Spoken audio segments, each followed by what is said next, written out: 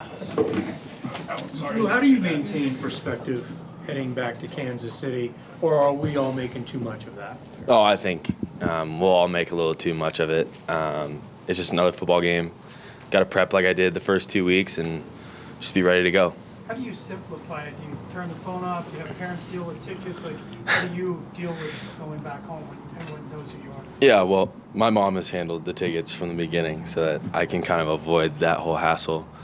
I mean, yeah, you can turn the phone off, you can do whatever, but, the people, that know you, that you trust, your family, your close friends, they know not to blow you up about coming home, ask you for tickets, ask you for this, ask you for that. They know you have something going on, that you got a game to play, and that you need to stay focused for that. When you talk to your high school buddies, what do they say about Patrick Mahomes?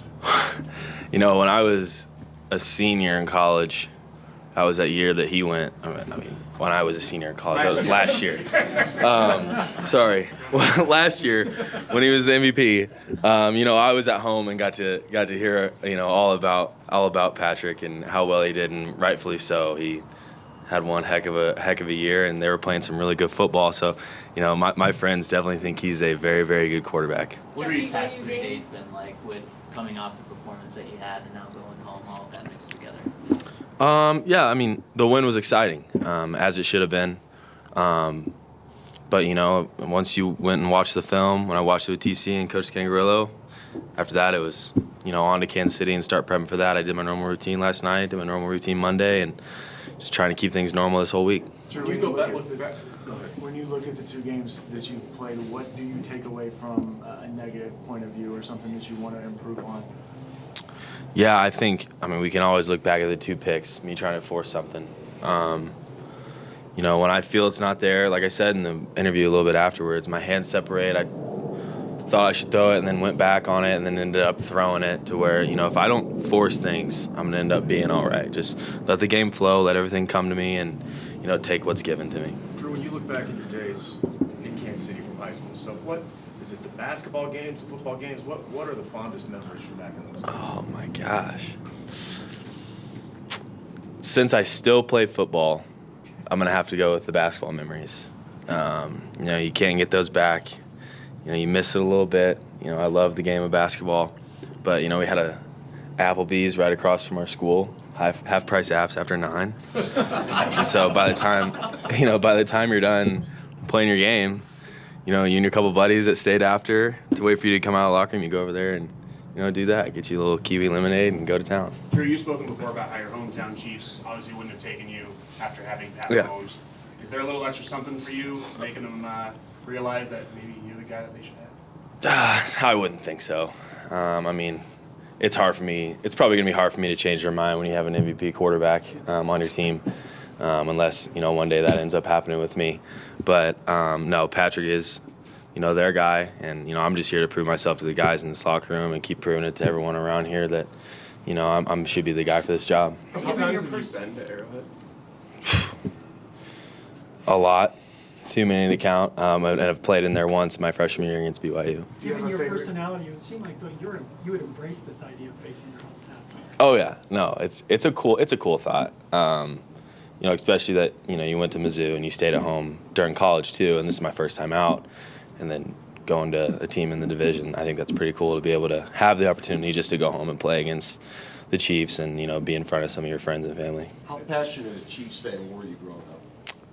I'd say I was pretty passionate. I think one of the fond memories of 2 of them, the Colts in the playoffs with Peyton, and then it's funny, Joe at Kansas City, the year they went on and did their thing. So it's funny, I ended up here, Peyton played here, and now I ended up here with Joe. It's kind of crazy. I think those 2 were the 2 of the biggest games I remember there, and now I'm kind of tightly knit with them now. Were you at those games? Yeah. Drew, with Andy Reid coaching your dad at Mizzou, do you have any connection, any relationship at all with Andy Reid? We've talked a couple times, but I wouldn't say there's a connection like him and my dad have, because just being that he coached him. Drew, with it being your homecoming last week, the guys were really hyped for Kareem, even though we didn't want to make it about him. Do you get the sense that the guys are excited for you this week? Kind of want to put something big out there for you this week? Yeah, just a little bit. You get a couple sly remarks in the locker room, but I'm going to do the same thing Kareem did. I'm going to keep it very simple, very not about me, very that it's just, it's another game we got to go play and we got to go try to win. And then if it does end up happening where we win, I think, guys will celebrate me like they did Kareem. Favorite Chief of all time growing up? Favorite Chief of all, probably Dante Hall. He was always fun to watch run around, return punts, do that kind of deal. What's the biggest challenge facing this Chiefs defense? I think how versatile they are on defense and how well they hide coverages. Especially to a new guy, you can't help but feel like they're going to heat you up and disguise everything and try to bring some exotic stuff. So just trying to be dialed in on the film, being super locked in, no distractions kind of deal to where, you can go in and have a pretty clear mind about what's going on. The play call sheet, a necessary prop for the Buzz celebration. Yeah. But do you hope to use it, less as far as, up at the line of scrimmage like you were using it? I mean, yeah. Honestly, it's just used as if necessary. If I go up there and, like I said, I need to recheck it, I'm going to recheck it. It's not like I'm sitting there thinking, holy cow, all the medias are going to see me check this at the line. I better not do it or else the play is going to be bad. No, if I need to look at it, I'm going to look at it. Were you surprised that Vic didn't know who Buzz Lightyear was? I actually didn't know he didn't know. Yeah, I might have to have a talk with him. Does your Buzz Lightyear celebration kind of take priority now over your Fear the Bag, which you've had for years now? It's going to depend on what the O-line necessarily wants. But Buzz Lightyear is the hot hand.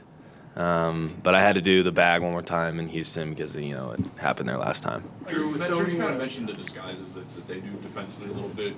You won both the games, but do you take something, you want to be perfect, but you take something out of the picks, positive-wise, as you learn how defenses play and what you can get away with throwing the football? Yeah, there's positive things you can take from it after, you go in there and sit with Skangs and TC, and we get to talk it over. And, once I end up telling them what I thought on the play to where they can give me the coaching points, everything is positive from then on. And like I said before, I'm just happy that, I got to learn from those picks with a win and not having one of those decisions be, a game decider towards the end of the game. So, no, I think you can definitely make things into a positive from those. Drew, a few more for Drew. Drew, how do you handle the split? You're pretty plugged into kind of the fan base's reaction to you starting and the injection of energy and kind of how have you handled that or seen that? I try to stay away from, trying to get too wrapped up and, media stuff. But no, I definitely feel like just from this building, there's a good buzz. Guys are excited. We're starting to play hard and have a little juice behind everything that we do. So that's been fun. But no, I try to stay in this building as much as I can. Drew, how do you handle the split loyalty of 40 or 50 friends and family there? They're going to be pulling for you, but probably secretly you're maybe out loud cheering for the Chiefs too. Yeah, I know it's gonna be different. I hope if they walk in there with the Broncos jersey that's got a 3 on it, that they only cheer for the Broncos, because I would appreciate that a lot. It's already gonna be loud enough as is, so maybe if we can turn over 50 of the Chiefs fans that would have been in there, it'll help us out in the long run. Last one, Nikki. When you go back and review games like your Houston game, do you take away more from your positive plays, those touchdown passes, or do the interceptions stick with you more? I think probably the interceptions and just some negative plays are the ones that would stick with you more because, you can look at the good plays you make, but, that'll only make your head bigger at some point in time. You got to realize that, you got to come back down to earth and realize that there were things to learn from, there were mistakes you made, and so let's try to learn from that and take it out to the practice field and make it better. Thanks, Drew. Thanks, Drew.